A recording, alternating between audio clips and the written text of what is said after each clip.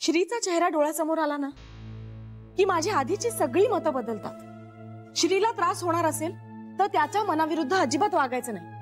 तो जे म्हणेल ना तेच करायचं आपण. हो, पण ताईचा आणि आईंचाही विचार करायला हवा ग. हो तेही आहेच. बापरे, काय होणार आहे आता उद्या? मला तर फार दडपण आलंय.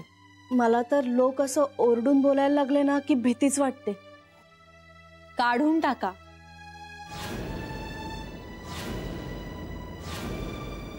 मनातली सगळी भीती काढून टाका, कारण असं काही होणार नाहीये.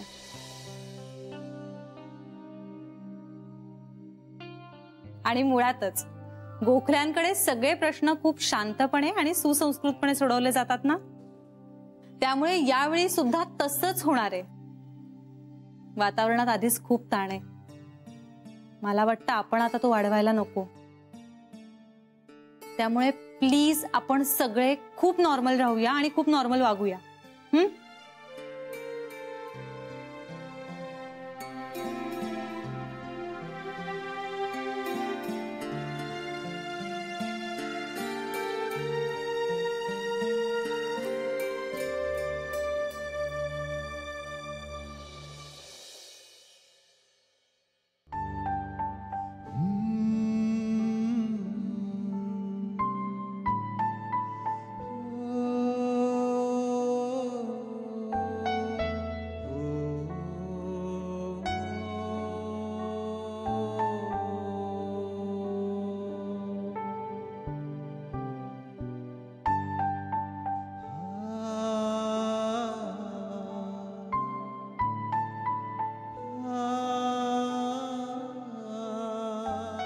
Shri,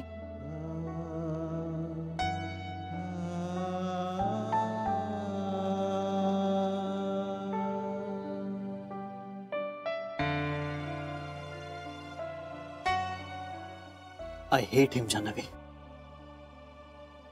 I hate him to the core. विचार करून करून ना आता डोकं फुटायची पाळी आली. डोकं फुटून मेलो तर बरं होईल असं वाटतंय. श्री, सुटेन तरी एकदाचा. नाही जान्हवी, माझ्या मनात माझ्या वडिलांविषयी जी फ्रेम होती ना ती ब्लँक होती. फोटो नसलेली रिकामी फ्रेम. आणि जेव्हा जेव्हा ती फ्रेम माझ्या डोळ्यासमोर यायची ना तेव्हा तेव्हा त्या फ्रेमला हार घातलेला असायचा. तो माणूस माझ्यासाठी जिवंत नव्हताच. असं नको बोलूस. बोलून न बोलून काय फरक पडतोय जान्हवी? माझा बाप माझ्यासाठी खूप आधीच मेलाय. आता जी आपल्या समोर फिरते ना ती फक्त एक सावली आहे. लांब लचक सावली. कधीही हात लावता येणार नाही अशी सावली. काळी कुट्ट.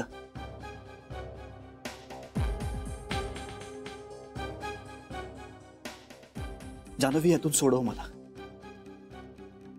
हे झेपत नाहीये मला. मला यातून सोडव.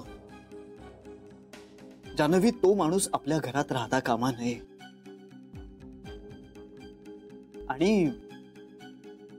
आणि जो माणूस ऑलरेडी माझ्यासाठी मेलेला आहे तो माणूस घरात राहूच शकत नाही ना. शक्यच नाहीये ते. त्यामुळे त्यांनी इथे राहण्याचा प्रश्नच येत नाही. उद्या त्यांना घर सोडावंच लागणार. And that's fine.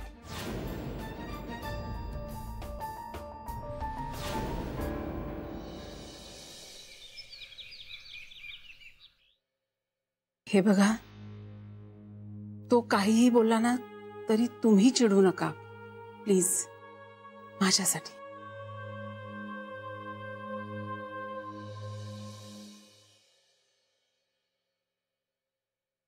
अरे वा, छान. अगदी घरात रुळल्यासारखे शांतपणे चहा पीत बसलायत तुम्ही.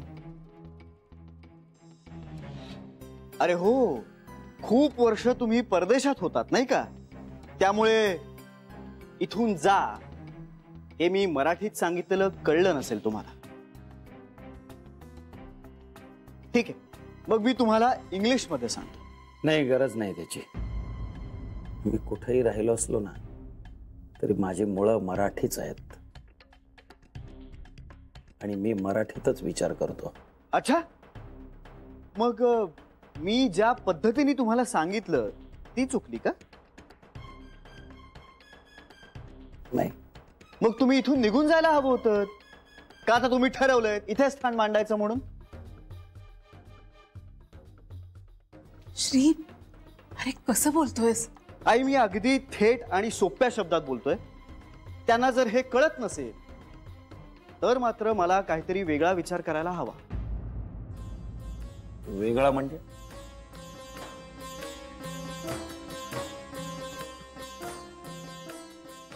मला वाटतं मी तुला सांगितलंय की मला इथून जाता येणार नाही.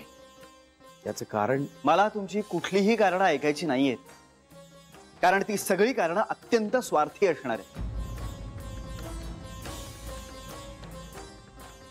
तुम्ही फक्त स्वतःचा विचार केला असणार आहे. श्री, तसं नाहीये रे. आई अगं, यांच्याकडून स्वार्थीपणा व्यतिरिक्त आणखीन काय अपेक्षा करणार आहोत आपण? आणि आणि तुमच्या लक्षात येत नाहीये का हे? का तुम्ही जाणून बुजून दुर्लक्ष करता या सगळ्याकडे?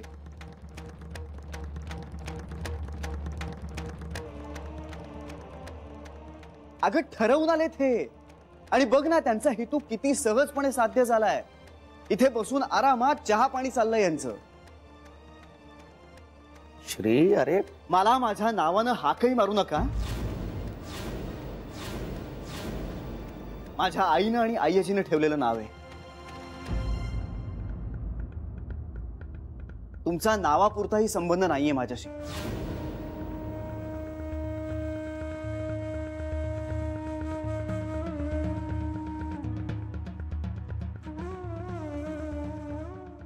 हे बघ, मलाही या सगळ्याचा त्रास होत आहे, पण माझा नाईलाज आहे. बरोबर, नाईलाज.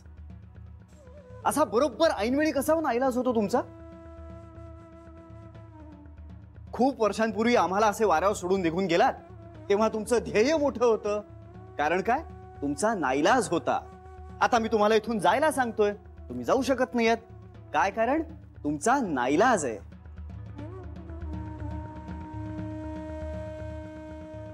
असा काय नाईलाज हो तुमचा? श्री, आई आई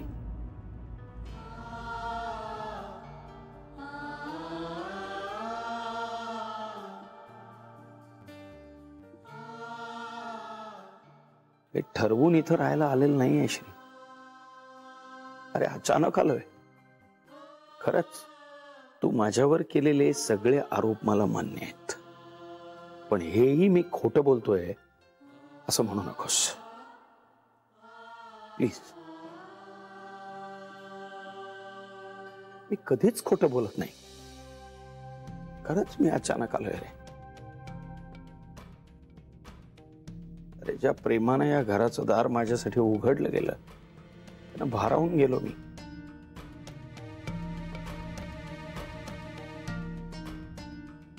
खरंच अचानक आलोय मी. आता हा पुन्हा एकदा फक्त मला माझ्या मनाचा विचार करून इथून जाता येणार नाही. का? काय अडचण काय तुमची? माझ्यावर बंधन आहेत काही. काही गोष्टी मला कराव्या लागणार.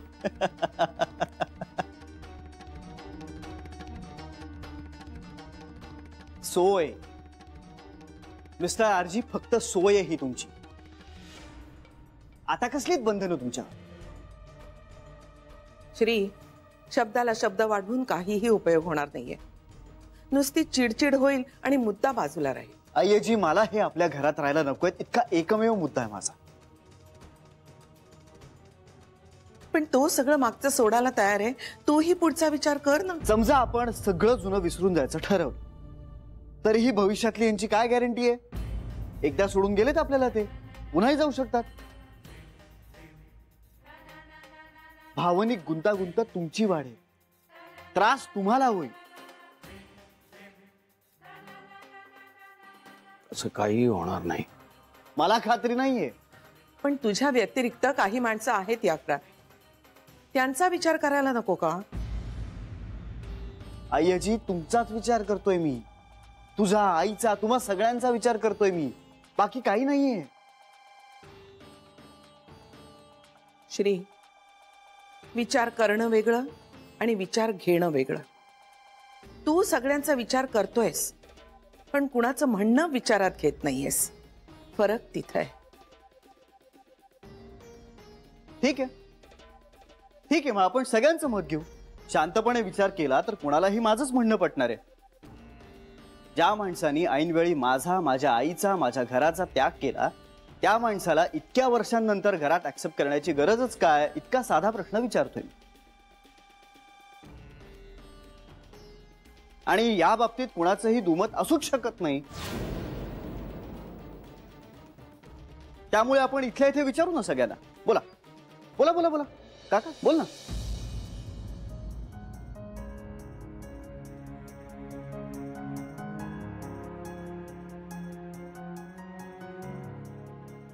बोला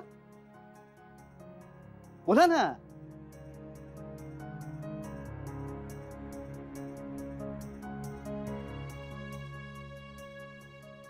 बघितलं साईजी, कोणी काहीच बोलत नाही. बिचारे. आता या सायलेन्सचा अर्थ तुमच्या इथे राहण्याला नकार आहे हे एव्हाना कळलं असेलच तुम्हाला.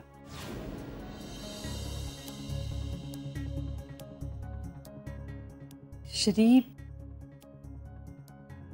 असा अर्थ नको ना काढूया. हा? म्हणजे जे बोलायचंय ते बोलायला थोडा वेळ दे. सायलेन्सचे अर्थ नको काढूस.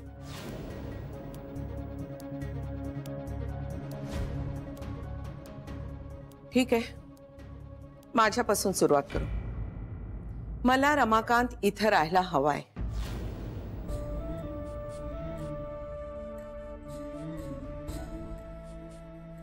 आई आहे मी त्याची. किती काळ राग धरू. मुलाला पश्चाताप झाला असेल तर त्याची चूक पोटात घेणं हे माझं कर्तव्य आहे.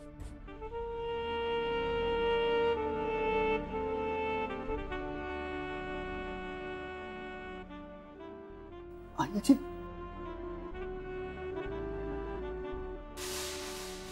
माझ्या एकटीच्या बोलण्याने काहीही होणार नाहीये. तुमची मतही महत्वाची आहे.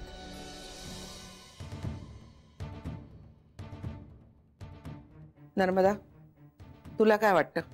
खूप वाईट काळ गेला हा मधला सगळा. श्रीला वाढवताना यांची उणीव जाणवायचीच. राग तर मलाही आला होता खूप, पण आता हे आलेत ना परत. माझ्यासाठी नाही, पण आता इतक्या वर्षांनी तरी निदान श्रीला वडिलांचा सहवास मिळावा असं वाटतंय मला.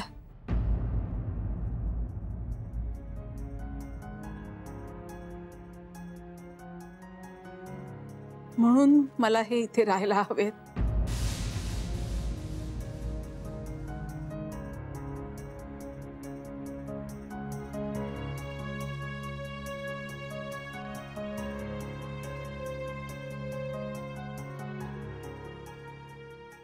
आई तू. श्री, नर्मदा, बाकी आपण नंतर बोलू.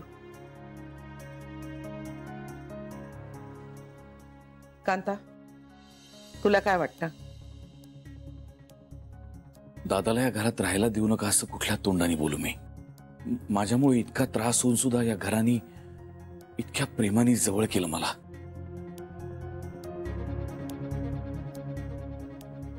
तेव्हा आता दादालाही ती संधी मिळायला हवी असं माझं मत आहे.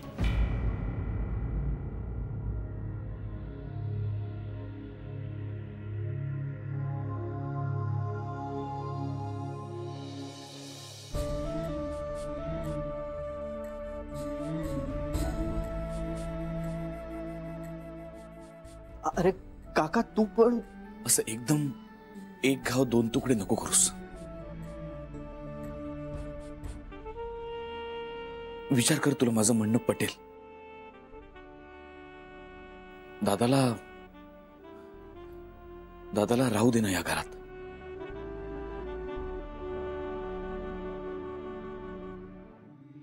बेबी, श्री, मला असं वाटतं की जे झालं ते झालं.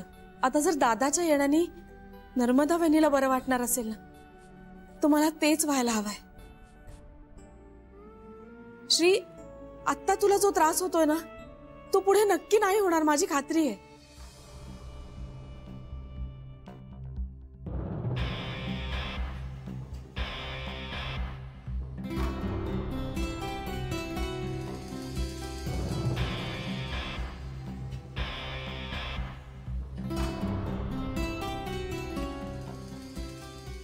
इंदू, श्री, तू आमचा जीव की प्राण आहेस रे. आईंनी आणि वहिनींनी खूप कठीण काळ बघितलाय आणि आता जर त्यांच्या मनासारखं होत असेल तर मी त्यांच्या शब्दाबाहेर नाही.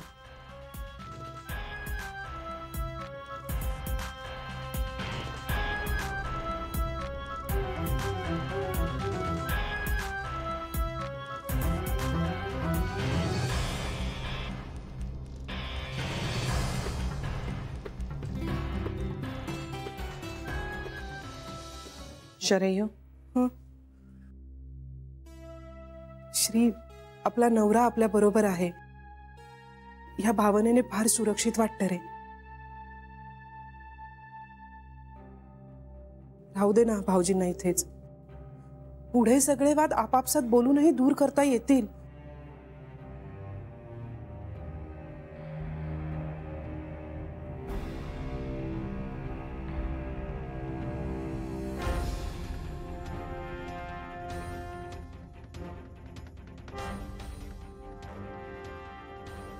सरू, श्री, अरे मी आई आणि ताईच्या विरोधात कशी जाऊ? आज त्यांच्यामुळे मी इथे आहे.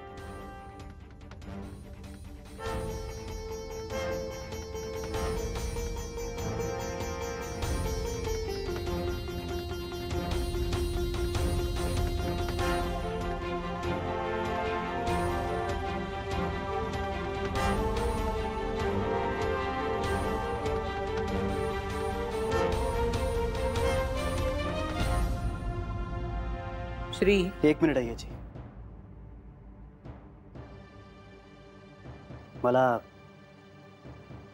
मला तुम्हा सगळ्यांचं मत कळलंय.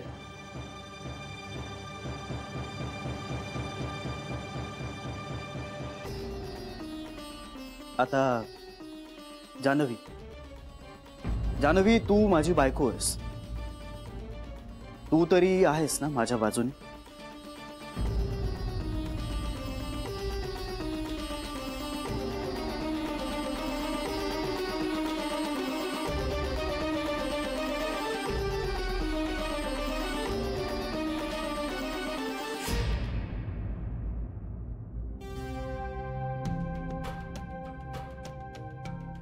श्री, आता सगळ्यांचंच मत ऐकलंयस तू. माझ्या एकटीच्या मताने काय फरक पडणार आहे? तरीही मला तुझं मत जाणून घ्यायचंय. श्री, जाऊ दे ना. तुला हा माणूस आपल्या घरात राहायला हवाय की नकोय?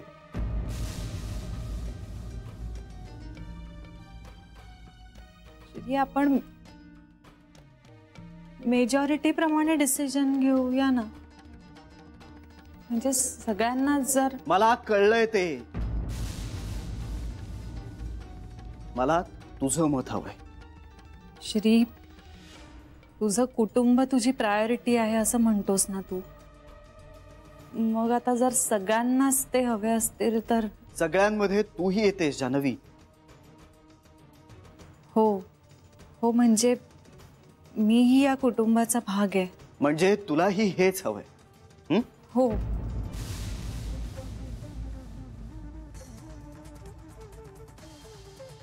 म्हणजे मलाही वाटतं त्यांनी इथे राहावं. आईंना गरज आहे. श्री, ऐक. श्री, अरे आई. श्री ऐक, एक मिनिट.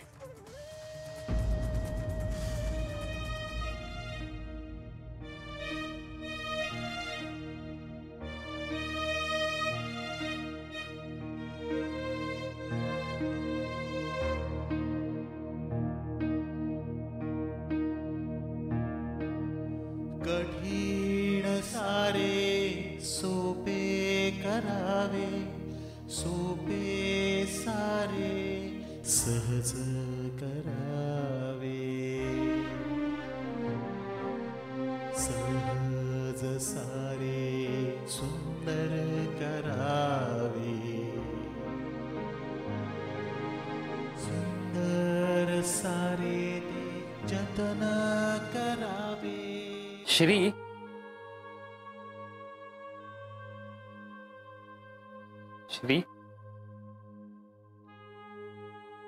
श्री, तू आजच्या सगळ्या मीटिंग्स कॅन्सल का करायला सांगितल्या?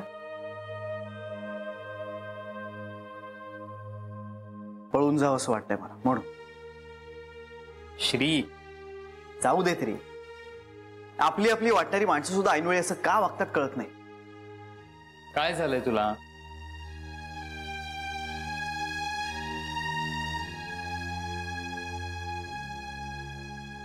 एकाच आयुष्यात सगळे धक्के बसायला हवे का? का का आलेत ते परत?